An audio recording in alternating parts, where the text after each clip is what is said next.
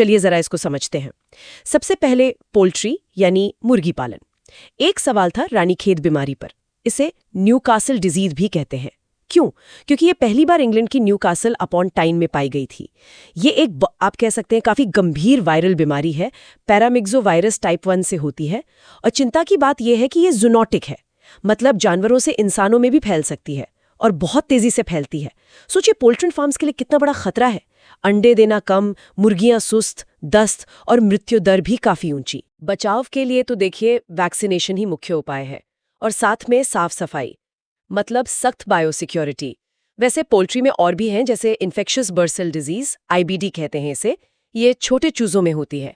फिर कॉक्सिडियोसिस है, ये एक प्रोटोजोन से होती है, एमाइरिया। इससे भी काफी आर्थिक नुकसान होता है। और एक है फाउल पॉक्स, धीमी फैलती है, वायरल है, त्वचा पर मस्से जैसे हो जाते हैं। अच्छा, अब आते हैं ऊंटों पर। सवाल था एक वयस्क ऊंट के मुंह में कुल कितने दांत? सही जवाब है 34। 34। ये सिर्फ एक नंबर नहीं है, ये उनके रेगिस्तानी जीवन के अनुकूलन का हिस्सा है। इन 34 दांतों में 12 मोलर्स, 10 प्रीमोलर्स, 2 नुकीले वुल्फ टीथ होते हैं, 2 केनाइन्स और 8 इंसाइजर्स। और ये भी दिलचस्प है कि ऊपर के जबड़े में 16 दांत और नीचे वाले में 18। शायद इसी बनावट से उन्हें वो सख्त रेगिस्तानी वेजिटेशन चबाने में आसानी होती होगी। ठीक है, तो आगे बढ़ते हैं। Research institutes. Central sheep and wool research institute, CSWRI, ये कहाँ है? ये है अविनगर, राजस्थान में, मालपुरा तहसील में। इसे 1962 में स्थापित किया गया था और ये ICAR यानी Indian council of agricultural research का हिस्सा है। CSWRI का काम बहुत महत्वपूर्ण है, खासकर भेड़ पालकों के लिए। उन्होंने भेड़ों की कई अच्छी नस्लें डेवलप की हैं, जैसे आविकलिन है, इसकी ऊन कालीन के लिए बहुत अच्छी होती है। आविवास्त्रा है, आविमांस है, मांस के लिए, और भारत मेरिनो, बारीक ऊन के लिए।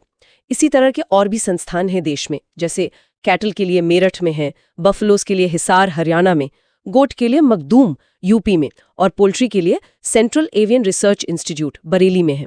ये सब संस्थान हमारे पशुधन की प्रोडक्टिविटी बढ़ाने में लगे हैं। अच्छा, अब आते हैं भैंसों पर।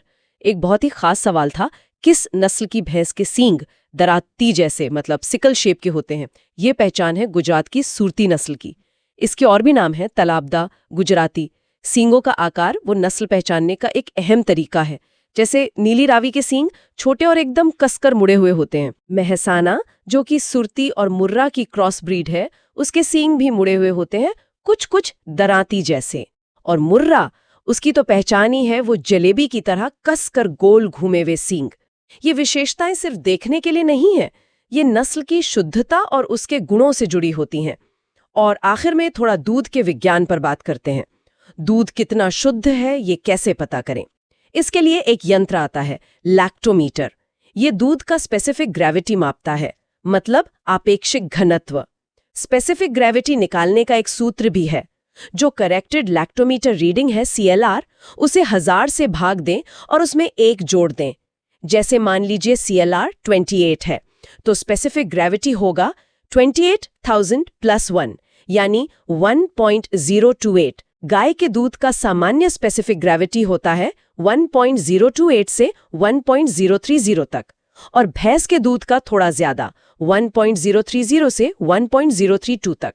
अगर ये इससे कम है तो शक होता है कि पानी मिलाया गया है। ये भी जानना दिलचस्प है कि दूध के अलग अलग कंपोनेंट्स का स्पेसिफिक ग्रेविटी अलग होता है। जैसे फैट का सिर्फ 0.93 होता है, जबकि स्किम्ड मिल्क का, जिसमें से फैट निकाल दिया हो, 1.036 होता है। I got 200 solved agri papers for 398 rupees. Every question has detailed explanations and keynotes.